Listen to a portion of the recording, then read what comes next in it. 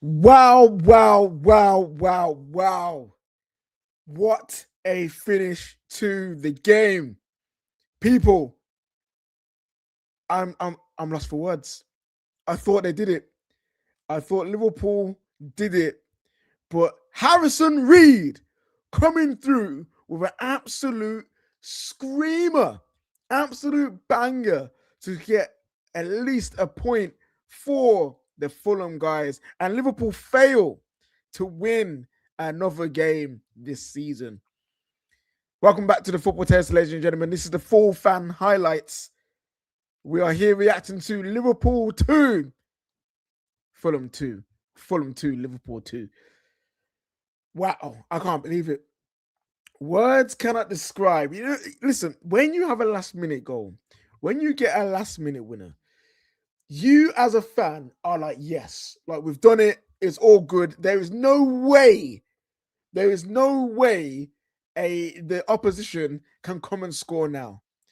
But every now and then, every so often, you'll get moments where where for some reason, whether it's through bad defending or shot cut from the heavens, honestly, it sometimes just happens. And this was one of those shots where it's like he had no one on him. There was no one near him because Liverpool were anticipating the cross. Liverpool were anticipating the long ball into the box. So they were defending, they were set ready to defend that, which is fine, which is normal. He just went for it. And normally at from those distances, you don't expect much. You do not expect much. You expect it to go over or hit the first man or hit the crossbar. You don't expect it to go in, but that is, you can't even be upset. You can't even be upset about that because, that was crazy. That was absolutely crazy. And you just gotta give it up. You just gotta clap. You just gotta applaud the effort from Harrison Reed there. Amazing, amazing goal to win it back. And people in the comments are saying Fulham robbed. Now we'll get into that because that was looking a bit techie. We got semi-automatic offside. The computer drew the lines. The models were there to be seen. So really and truly, it's one of those ones. Can we argue? But when we look at it at just the naked eye, the view from the Fulham cameras, the line where the grass is Wirtz's foot across it. We'll get into that shortly, but hope everyone is all good. We've got a wonderful panel coming on for you guys in a moment's time. You've got man like Tom. Tom is fuming. His head is gone. You got man like Hussam. He's got no camera on. The camera is off. You got a man like Ram. He used to be called two backer because he had no chest. We have to call him four backer because, bro, what's going on? And then we've got man like Ash repping Newcastle because they did also get a win today. But this puts a dent in Liverpool's quest to try and regain some kind of pride from this season and at least secure top four very comfortably, because this year's table is crazy, absolutely crazy. Liverpool now got 34 points in fourth place. Just behind them is Man United on 31. Listen here, from Liverpool in fourth all the way down to 14th, there is 7 points between everyone. Now, 7 points sounds big, and it normally is. But when you've got the table, the league that we've got this year, where everyone's beating everyone, you get games like today where you think Liverpool have gone through, and no, they can see their goal from the heavens. 7 points is not a lot. All it takes is 3 bad games in a row, or 3 bad games here and there, and you're falling down to 14th. Everyone has to watch out in this league. If you're not part of the top 3, listen, that top 4 spot is open for everybody. Open for everyone. As the game as a whole, though, it was a mixed bag. It was a real mixed bag, in my opinion. There were parts where you saw Liverpool holding on to the ball, having some decent bit of possession, but nothing really coming off. You got Gakpo on the trying to do something here and there. Kirkhead's putting a good cross. You know, like you guys were huffing and puffing, but nothing really coming. But then at the same time, whenever Fulham attacked, it looked dangerous. They looked like they could score at any moment. And obviously, Harry Wilson gets his goal, which I think was rightfully onside, just about. If we're talking about the grass line that we saw for Wirtz, then he was definitely behind that. I don't know what Van Dijk's doing. Slow to step up with his defense. That was poor from him. But they go ahead. And you're wondering, where is this goal going to come from? It didn't look like it was coming. Then obviously you get the fortunate break. You play the ball. And then, okay, listen. The Wirtz situation, people are going to say Fulham robbed. People are going to be upset about that. I can only go off the semi-automatic offside. Like I've been advocate for it. I've been talking about it. But yes, Hassam, I know. Hassam, I'm doing my job. I see Hassam in the background. We'll get to you in a moment. But listen, it was tough. But then one moment of quality from Liverpool, classic wing play from man like Frimpong, and he gets you in the lead. And he thought it was job done, but it wasn't job done in the end. We've got some super chats here before we bring out the panel, because there are 5 minutes until the big game, which is Man City Chelsea. So we will get to that. The more I watch this season, the more I think Slot was lucky last season. He used to make big calls at halftime and change the game. Now it seems to work. Now nothing seems to work. He's been found out. Sack him now. That's coming from Kyle once Slot gone. Man like Aguilar says, at Mans who thought Liverpool could get back into the title race. Yeah, the title race is done. Like, it's not happening. Title race is done. But the top 4 race, you guys are in that, and I'm guessing you're not happy about that at all. Right. Someone tell me to stop waffling. Fulham robbed. Listen, it's techie. Because from the naked eye, from what I saw, his foot was across the line. Because that grass line was a perfect kind of situation to see if he was on or off. And his foot was past it. Diop's foot was not past that line. But hey, we got semi-automatic offside. I can't be too mad about it. You know what I mean? But it is what it is. Right, we're going to bring out the panel now. Terry is having some technical issues at home. So you got me for today. So that's all good. But we got man like Tom. We got man like Hussam. Man like Ram and Ash here as well. Guys, I've got to go in like 3 minutes. So can okay. Hassam just have his watch. I have the watch along. So Hassam, go for it. So anyway, guys, pain, and more pain. We couldn't hold on to the leads for 30 fucking seconds. 30 seconds, by the way. All like just a minute of celebration, and then 30 seconds later, Harrison Reed scores the winner. And that winner, for me, exemplifies everything wrong with Liverpool Football Club, because we're pussies. Because everyone's like camped in the penalty box. No one wants to take leadership and accountability and try to close them down. And we end up conceding at the end. Probably draw is a fair result. I thought we played a bit better in the second half.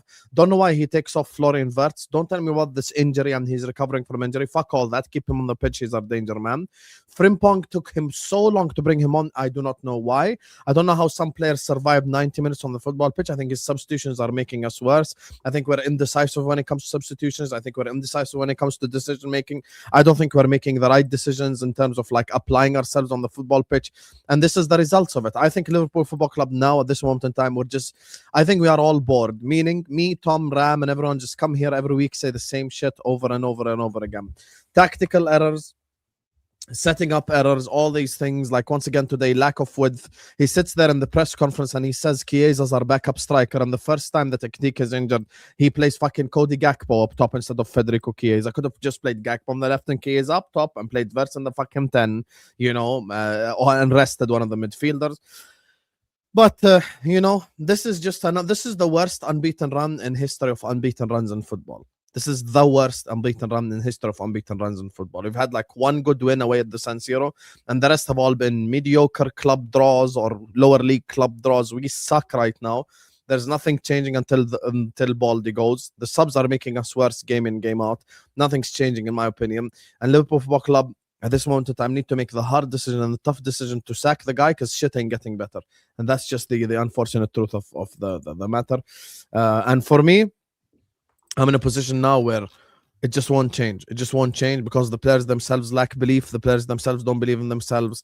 And I think he is also one of the reasons why the players lack belief in themselves. We'll get top 4 just because, with all due respect to KJ and, you know, to Matisse, who manages Chelsea now, we're just better than the teams around us. So even through individual brilliance, we'll get top 4.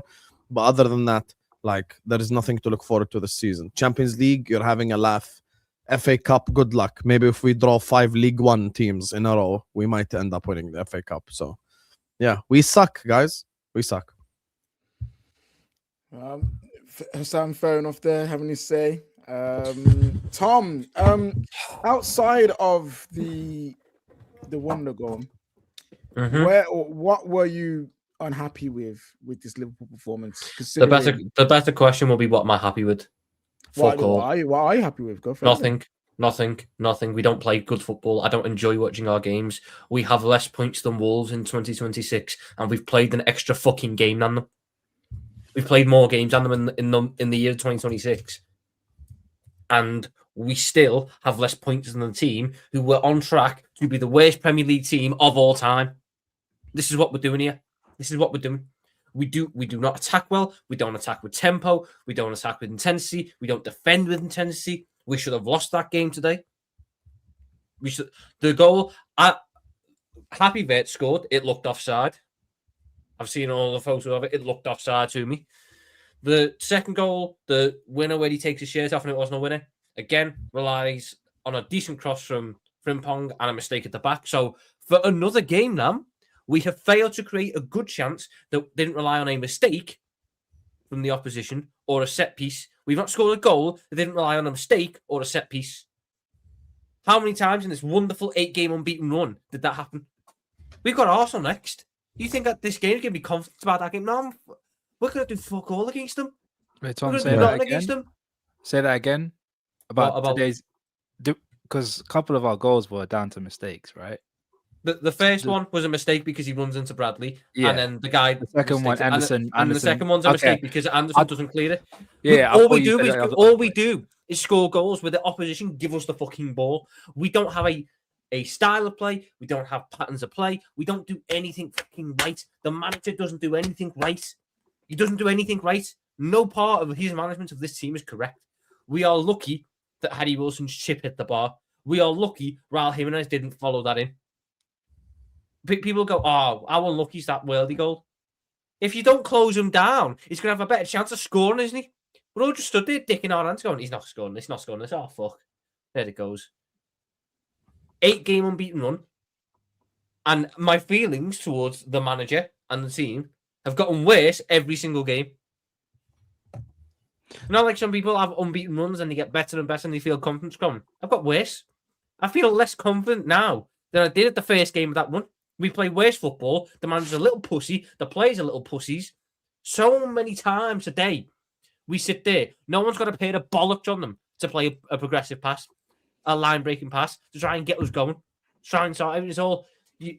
We don't get anywhere. You try and break down low blocks. I guarantee you he's going to come out and say, oh, well, that Harrison Reed goal was a set piece, so we've lost the set piece battle again. What can we do? What can we do? What can we do? It's like I feel like I'm going insane. I feel like I'm in the fucking Twilight Zone. I've got someone barefaced lying to me, suggesting that it's just these little manial things. It has been the same problem from game week 1 to the new year. Watch real football, guys. Enjoy. Yeah, have a good watch along with Sam. Everyone, this stream will redirect to Sam as well, so make sure you stick around here and then go and support Sam out there. We just don't play well. We just don't play well. I don't enjoy watching this team. I would go into every game with a severe lack of confidence in that we are going to play the way we should be playing, a style of football we should be playing. This manager, this club's most successful era since the 80s was under Jurgen Klopp. It was a 10-year, I call it a 10-year period, 2015 to 2025, under Jurgen Klopp and 1 year of Arnie Slot when he played Klopp football. That football was based around high intensity, high tempo, transition threat, high pressing, aggressive football. We have none of that now. We are little pussies. The manager's too scared for his job. He just chucks every midfielder on the pitch. There's no why is he not using Angamoa? The game was crying out for wingers. The game was crying out for wingers from the minute they scored.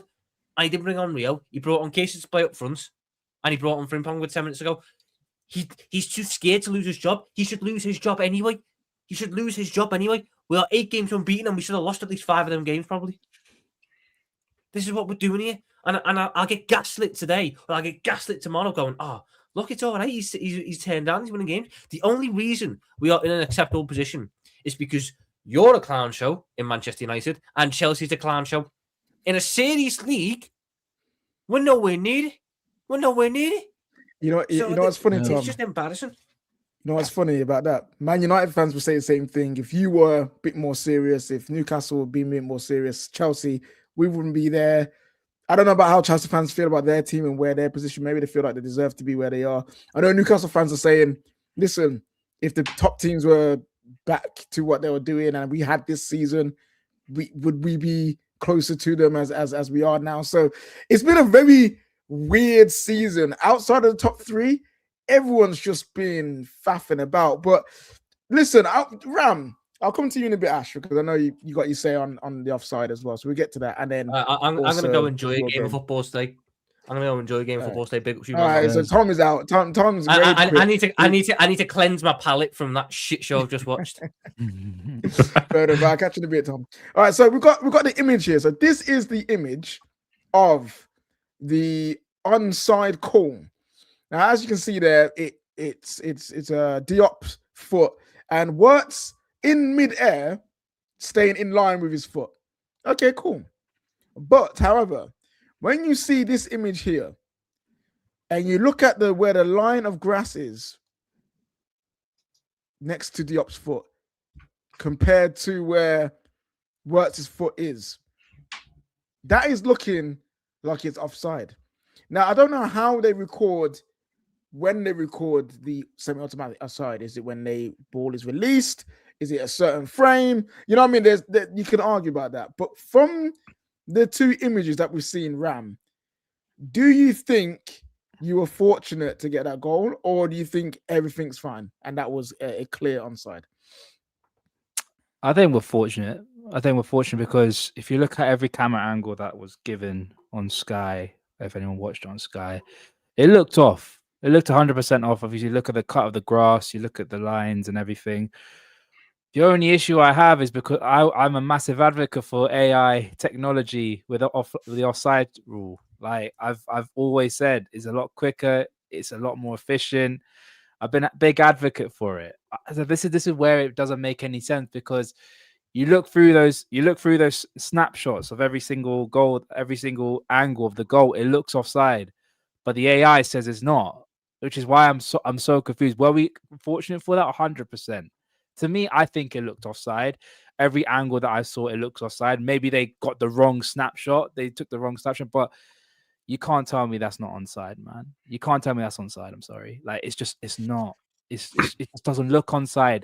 Anyone would tell you, if you look at the lines, if you look at the cut of the grass, you look at the play and everything, it just all points to an offside call. Were we fortunate? 100%. Did we deserve the goal? Absolutely not. But I don't know, man. I just don't know. I really don't know. And when I say AI, automated offside, automated is automated. Yeah, AI, automated. Like semi-automated. We know what Ram's saying. We know what Ram's saying. Yeah. Ash, as a neutral coming into this, seeing that you've been complaining quite a bit about some of the calls and inconsistencies of the Premier League this season, what do you think when you see that? It's a weird one, because I reckon if VAR had got that and they drew the lines themselves, I reckon they would have said that is offside. They've obviously relying a bit more on this semi-automated and gone with the decision that's come from that. But I think stuff like this, in the long run, I think it could potentially be used very well. But I think now there's going to be teething issues, and this is one of them because that is clearly is offside. So it's just stuff like this that, of course, there may be a reason why it's taken it a frame before. I don't know whether That's the only one. it's That's the only reason I could think but of. because I personally, from everything that I've seen from Sky, from screenshots that was taken, it looks offside. So it's unless if there was the ball actually left the foot a frame before and he actually is onside. But again, it comes down to semi-automated, doesn't it? It's what can you do? It's either you stick to actually humans and referees doing it, which, to be fair, I think if people were saying that, I think everyone would have said that was offside. But yeah, it's what can you do? It's happened. Of course. Well, I will say Fulham did get justice by getting that absolute screamer at the end of it, because oh my god, that is going to be potentially goal of the season. That will be goal of the season. That was unreal.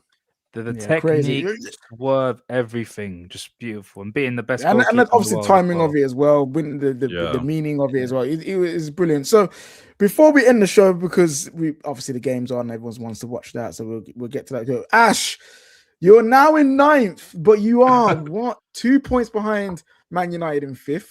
You are 5 points behind Liverpool in 4th. How are you feeling about your hunt for the top 4? Are you starting to believe? So, like I said, we've just started this very winnable next 7 games, and that was another one that we could have won. We have, I think it's like 6 out of 7 games we have at home, and they're all winnable fixtures. I'm hopeful, to be fair. We looked a lot better today, if I'm being honest. Malik Chow is unbelievable. This man, like, he is an absolute gem. Like, we tried to sign him on a previous window, didn't manage to get him, got him through this window, and he's literally probably been the best defender at our club by a country mile. I'm not going to include the wing backs in this because they've just been sensational as well. Lewis Hall, Lewis Miley. This man, he's literally been swapped from midfield to cover at right back, and he got an assist today. He did a sort of a ball back across the box where Bruno finished. Bruno nearly got another goal from a corner as well. It hit the bar. That would have been absolutely crazy. We had 2 goals that got ruled off from offside in the first half.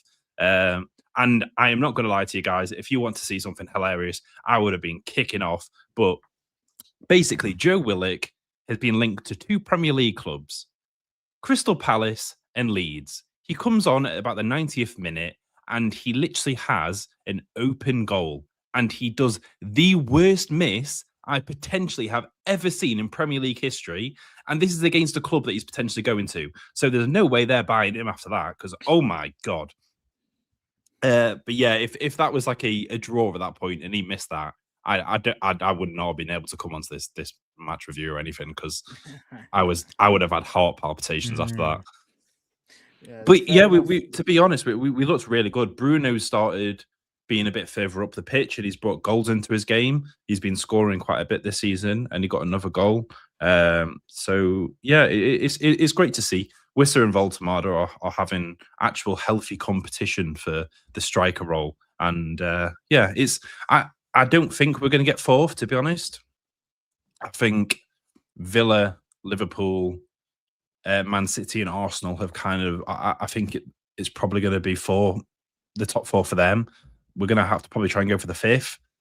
Hopefully we can get it. But there's going to be there's a lot of teams out there that's in a similar position than what we are. So we'll see how it goes. It's going to be an interesting battle for Europe. You're going to have, obviously, potentially the 5th place spot for the Champions League. England are in a good spot position for that right now. Europa League, Conference League. Let's see who wins the cups. Let's see how that's distributed. But the race for Europe is well and truly on. And then you've got Chelsea sacking their manager. Heck, Man United and Amorim exploded today. Things are not looking nice over at Man United right now. So you never know where teams will end up at the end of the season. Guys, it's a miracle how we're 4th. What is that? It's a miracle how we're 4th. I don't know how we're 4th.